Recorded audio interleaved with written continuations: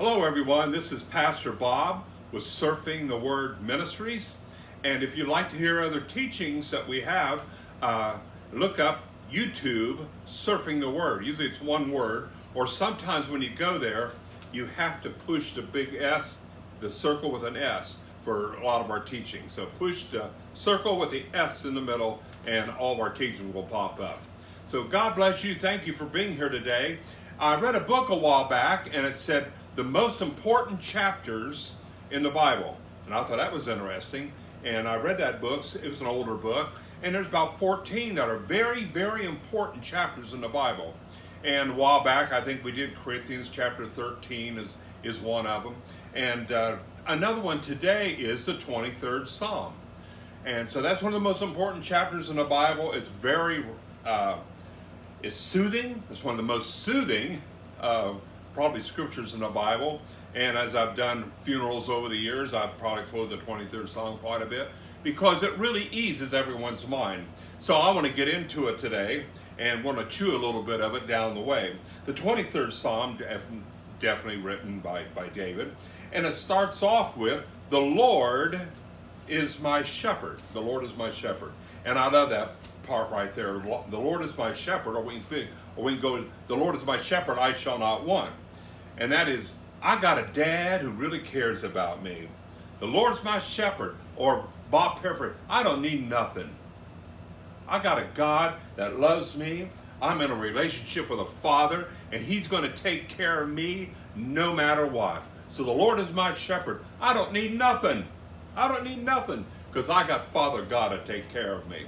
Then it drops down into, He makes me lie down in green pastures. There's sometimes that we're going 100 miles an hour. Sometimes we just got to stop. So as He says, He makes me lie down in green pastures. So there's a time that you got to push the reset button. And so He can really talk to you. So He's really saying, sheep, you need to lay down here. Just lay down here and rest a little bit, okay? And then He says, He leads me besides the quiet waters, some Bibles say the peaceful waters. I read a book a long time ago about life of a shepherd, and it says sheep will not cross waters that are swift and white water. They must be calm. So whenever he gets near the quiet waters, he can lead them across. But if there's any riffles, they will not go. They're very full of fear.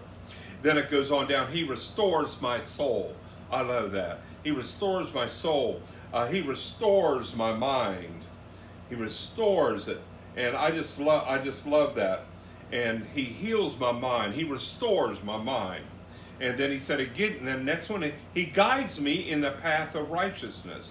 He guides me in the path of righteousness. So one thing that means, He's always guiding you. Dad's always saying, do this, do that. He's always guiding you, always on the right path. Always. He's leading you the right way. And then next one, then for His name's sake, for His name's sake. And I love an article I read one time. He has a purpose for your life. So He guides you the path of His righteousness for His name's sake. His name's on you. His name's on you. So He has a purpose for your life. So He wants to guide you for His name's sake to do His will here on earth. Then for verse 4, even though I walk through the valley of the shadow of death, I will fear no evil. And really go through that. You walk through the valley of the shadow of death. I read one where He leads you down through up these mountains that are steep. You look over the side. It's very scary. But He says He walks you through these valleys that you could fall off. But He said, even though we go through the valley of the shadow of death, don't fear no evil. I'm with you. It might look scary looking over the side, but you keep your eyes on me. And He said, everything's going to be fine. It's going to be fine. So it said, I will fear no evil because you're with me. And then the next one is, your rod and your staff comfort me. I love that word, the rod and staff comfort me. We always see the shepherd with a rod with a hook on it. Shepherd falls in a hole and he hooks him, pulls him out. And one thing you've never really heard a lot of teaching on is the rod. He carried a ball bat. And he knows if any wolves come up and try to get you, he's going to take that ball bat and club them over the head and kill them. Or he'll throw that ball bat at him. So it says, oh, your rod and your staff that comfort me. I know you got stuff going to fight them off so I can rest in peace. Then it drops on down to verse 5. You prepare a table before me in the presence of my enemies. I love that teaching. I read one time where he went ahead of the sheep up where all the grass is, and he went through and he pulled out all the weeds, anything that was there that might harm them. He pulled them all out, so when he takes them up the few weeks later, the next month later, the soil is prepared. So it says, you prepare a table before me in the presence of my enemy. I got all this food, it's all clean. Then all these little animals on the outside said, boy, I'd love to attack them. But it's all been prepared for you to eat. He's sitting there and he protects them. So that grass, he's ready to feed you in the presence of his enemies. Then it says, you anoint my head with oil. I love that, my cup overflows. And I did a study on that one time, you anoint my head with oil. Bugs getting them in sheep's nose drives them crazy. Bugs, flies, ever drive you crazy? And this story, this shepherd, he used to take tar, and he rubbed tar around the sheep's face. And then the bugs would come around and they'd fly away. It was a bug repellent. So instead of them old noses, flies flying up their nose and laying eggs and really driving them crazy, he puts that tar on them. And so he anoints my head with oil.